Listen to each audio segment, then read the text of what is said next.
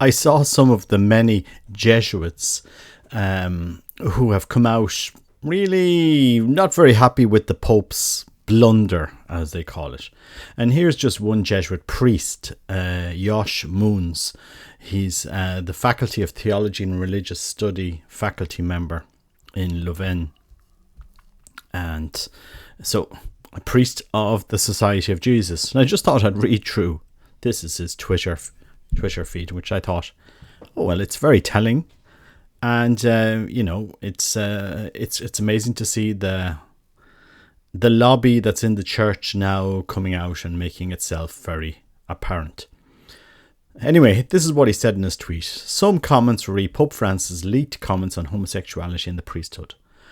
Insults never serve anyone. This, a papal blunder that suggests that the Pope needs further conversion on this matter. Amazing. Jesuit calling out the Holy Father that he needs more conversion. He's getting it on every side. The liberals attack him now. The gay mafia is attacking him. The traditional movement attacking him.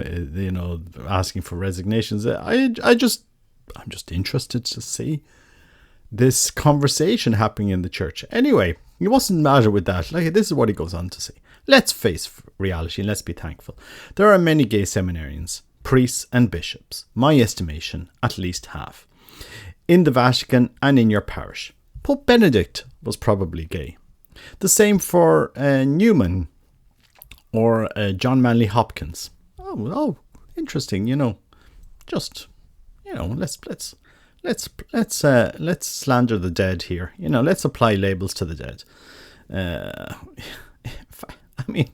There's no shame in these Jesuit priests.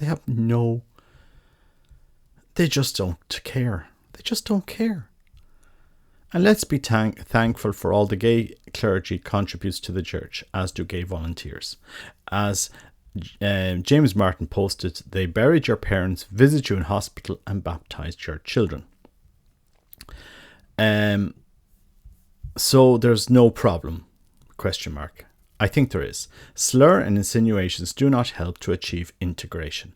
Hiding and denial seem the best solution to avoid being sent away and to avoid being hurt.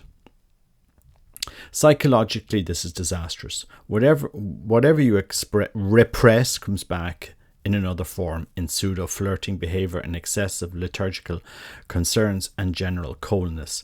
The P's comments are counterproductive and promote gay subculture. That is true. Whatever you suppress in your life will come back to bite you. There is no doubt about that. But a seminary is not some place you should be going. Being gay makes seminary life and religious life more difficult, which is why there are guidelines against this in seminary life. Which, if there's half the clergy are gay, well, they suppose they just play lip service to these guidelines. You live with those you're attracted to. Straight do not have this issue, which pleads for some care and especially integration. See point 3. Again, hurtful comments solve the issue. Finally, why always targeting gay people? So sad. Gay have to process blow after blow. What about straight priests with a mistress? Again, integration is the way forward for all. Well, that's it. I understand that point, and everybody's called to chastity, but it still doesn't answer the problem here that it seems like there's widespread ignorance of the norms in the church and the guidelines in the church. And why always focus on gender? What about care for the environment, the poor, keeping up theology, spiritual sensitivity, synodal openness? All crucially important. Synodal openness, 5%, only 5% of synodal openness. I think those that are pushing this synodal thing we don't seem to be too encouraged by them. Anyway, that's Father Jos Moons, Society of Jesus, and that's his Twitter feed accusing or calling Pope Benedict gay. As you do. Jesuits being Jesuits. You know, if Robert Nugent, blogger, on his channel came out with stuff like this, you know, I'd be lambasted for being divisive, being ignorant, blah, blah, blah, blah, blah. Yeah, Jesuit priest comes out of it, you know, he's just being a Jesuit. You know, this is what Jesuits do. They you know, they ask the Pope, they say the Pope needs further prayers for further conversion on the matter. Poor Pope Francis, he needs further conversion. It seems that he gets it from all sides. Do you know what? If we stuck to the norms, we wouldn't have these issues that this priest is talking about.